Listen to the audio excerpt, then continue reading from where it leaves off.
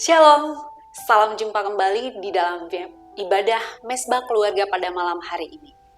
Dan sebelum kita memulai ibadah Mesbah Keluarga, sebelum kita mendengarkan firman Tuhan, mari sama-sama kita datang terlebih dahulu berdoa di hadapan Tuhan. Mari kita berdoa. Bapa yang baik, terima kasih, kami bersyukur ya Tuhan. Engkau mengumpulkan kami keluarga demi keluarga untuk mendengarkan firman Tuhan. Maka Tuhan, kami percaya Engkau hadir di tengah-tengah kami dan Engkau ingin memberikan kami pesan yang baik Tuhan untuk menjadi landasan kami, pimpinan kami ketika kami jalani kehidupan keluarga kami. Biarlah ya Tuhan Engkau terus menolong dan kami serahkan waktu pemberitaan firman Tuhan ini hanya ke dalam nama Tuhan Yesus. Dalam nama Tuhan Yesus yang hidup, kami sudah berdoa dan mengucap syukur. Amin. Satu tema yang akan kita bahas pada malam hari ini, menerima pengkhianat. Mari kita buka Alkitab kita dalam kitab Yeremia pasal 31 ayat 31 sampai 34. Demikian firman Tuhan. Sesungguhnya akan datang waktunya, demikianlah firman Tuhan. Aku akan mengadakan perjanjian baru dengan kaum Israel dan kaum Yehuda. Bukan seperti perjanjian yang telah kuadakan dengan nenek moyang mereka pada waktu aku memegang tangan mereka untuk membawa mereka keluar dari tanah Mesir. Perjanjianku itu telah mereka ingkari, meskipun aku menjadi Tuhan yang berkuasa atas mereka. Demikianlah firman Tuhan. Tetapi beginilah perjanjian yang kuadakan dengan kaum Israel sesudah waktu itu. Demikianlah firman Tuhan. Aku akan menaruh Tauratku dan batin mereka dan menuliskannya dalam hati mereka. Maka aku akan menjadi Allah mereka dan mereka akan menjadi umatku. Dan tidak usah lagi orang mengajar sesamanya atau mengajar saudaranya dengan mengatakan, "Kenalah Tuhan," sebab mereka semua besar kecil akan mengenal aku. Demikianlah firman Tuhan. Sebab aku akan mengampuni kesalahan mereka dan tidak lagi mengingat dosa mereka. Bapak Ibu Saudara yang terkasih dalam Tuhan Yesus, pernikahan adalah hubungan antara kedua belah pihak. Dan di dalam hubungan ini ada ikatan perjanjian yang harus dipegang sampai selama-lamanya. Karena itu ketika ada salah seorang dari sebuah ikatan, mungkin itu istri atau suami yang mulai melakukan perselingkuhan, tentu ini akan menjadi sesuatu yang sangat menyakitkan. Hubungan antara Tuhan dengan umatnya diumpamakan seperti ikatan antara suami dan istri, Bapak Ibu Saudara. Di mana di pihak Allah berjanji, Allah mengikat perjanjian untuk menyelamatkan bangsa Israel dan mengikat perjanjian di Gunung Sinai melalui hambanya Musa. Dikatakan di ayat 32. Sedangkan di pihak Israel, bangsa Israel mengkhianati ikatan itu.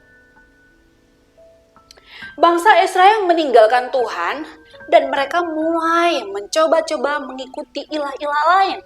Dan setelah mereka mencoba, akhirnya mereka terikat, terjerat, dan sampai mereka pada perselingkuhan atau mereka menyembah ilah-ilah. Mereka meninggalkan Allah Israel.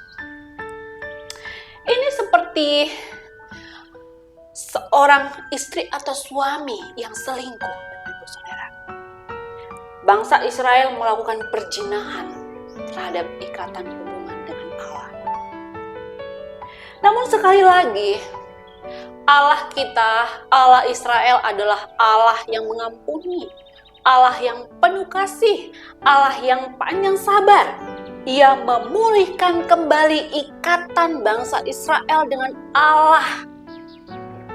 Dan Allah kembali kepada ikatan perjanjiannya sejak semula.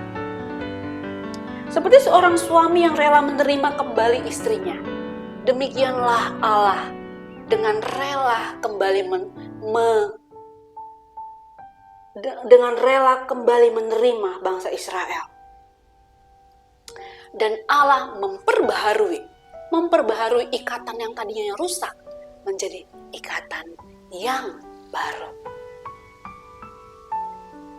Perikop ini menunjukkan bahwa ikatan perjanjian baru dari Tuhan dengan manusia, bahwa setiap orang berdosa yang mau menerima Yesus akan menerima ikatan perjanjian di dalam hatinya.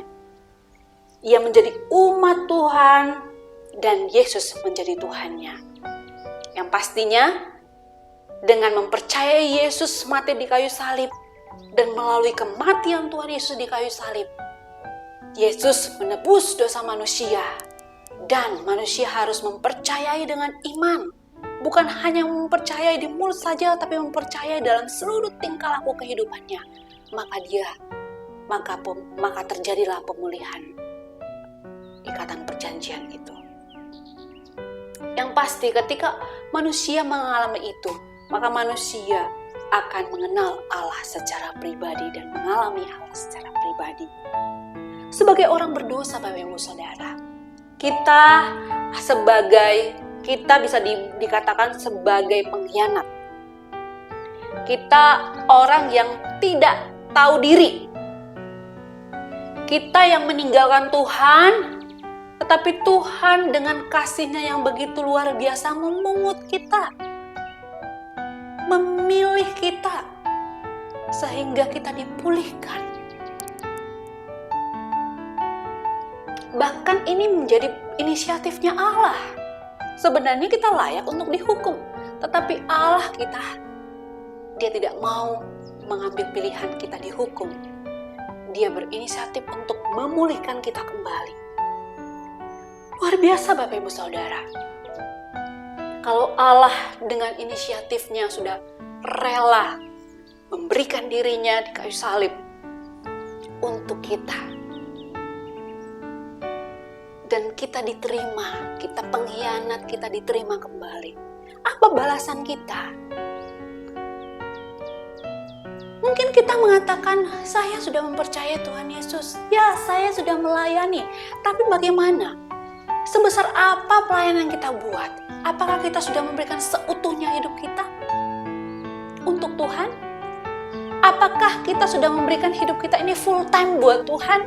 Kalau saya katakan full time buat Tuhan, di keluarga kita sudahkah kita melakukan apa yang Tuhan kehendaki? Kalau Tuhan sudah pulihkan kita, apakah kita sudah melakukan apa yang Tuhan mau dalam keluarga kita? Apakah dalam keluarga kita sungguh-sungguh terjadi yang namanya iman? Iman ini selalu dibicarakan dalam keluarga kita atau yang lain? Nah, mari Bapak Ibu Saudara, apa balasan kita? Jangan sampai dalam rumah kita, ketika kita hadir, orang-orang di rumah kita malah ketakutan. Orang-orang di rumah kita malah kesal, malah gak mau duduk bersama dengan kita, gak mau ngobrol sama kita, karena kita sibuk dengan urusan kita. Jika kita sibuk dengan urusan Tuhan, maka saya yakin keluarga kita menjadi keluarga yang harmonis, keluarga yang kesukaan bagi Tuhan. Karena apa? Karena Tuhan udah memulihkan kita. Maka melalui kita, keluarga kita juga bisa dipulihkan. Lalu setelah itu, kalau kita memberikan waktu kita full time kepada Tuhan, waktu kita bekerja, gimana? Kita udah benar-benar kerja nggak buat Tuhan? Kita udah benar-benar kasih waktu kita yang terbaik nggak buat Tuhan dalam pekerjaan? Gimana relasi kita dengan rekan sekerja kita?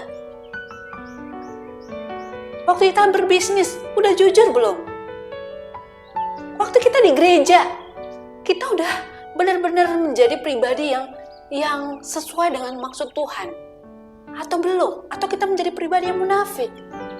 Nah, Bapak Ibu Saudara, ingatlah bahwa kita adalah seorang pengkhianat dan sangat punya potensi untuk berkhianat kembali. Tapi ketika kita sungguh-sungguh terima Tuhan Yesus dan sungguh-sungguh mengalami Tuhan, maka kita akan sungguh-sungguh komitmen di hadapannya. Memberikan hidup kita yang full time ini. Memberikan hidup kita full time kepada Tuhan. Biarlah ini menjadi kekuatan kita, menjadi harapan kita, menjadi dasar kita untuk terus berjalan bersama dengan Tuhan. Saya tahu tidak mudah, saya tahu banyak proses, tapi bersama Tuhan kita bisa. Apa balasan buat Tuhan? Engkau tadinya pengkhianat, dan engkau kini dipulihkan. Dan lakukanlah yang terbaik, yang terbaik darimu buat Tuhan. Terima kasih Tuhan Yesus memberkati. Mari kita bersatu hati dalam doa. Bapa yang baik, kami adalah orang-orang yang mudah berkhianat kepadamu. Kami mudah untuk berjanji kami mau setia, tapi kami mudah kali untuk mengingkarinya Tuhan. Karena ya Tuhan, kami lemah, kami manusia yang tidak berdaya, kami berpotensi untuk berbuat dosa. Tuhan, pada malam hari ini, kami mau bersama-sama dengan keluarga kami, bersama-sama minta tolong Tuhan pulihkan keluarga kami. Engkau yang hadir di tengah-tengah keluarga kami, dan Engkau yang memimpin keluarga kami. Sehingga ya Tuhan, kami boleh menjadi saluran berkat dimanapun kami ada. Terima kasih Bapa, dalam nama Tuhan Yesus, kami sudah berdoa dan mengucap syukur. Amin. Bapak Ibu Saudara silakan berdiskusi mengenai firman Tuhan, atau mungkin ada hal-hal yang perlu dibicarakan dalam diskusi kelompok setelah mengenai firman Tuhan yang kita bahas tadi. Silahkan dibahas dan silahkan saling mendoakan. Tuhan Yesus memberkati. Sampai jumpa di ibadah Mesbah Keluarga selanjutnya. Tuhan Yesus memberkati. Bye.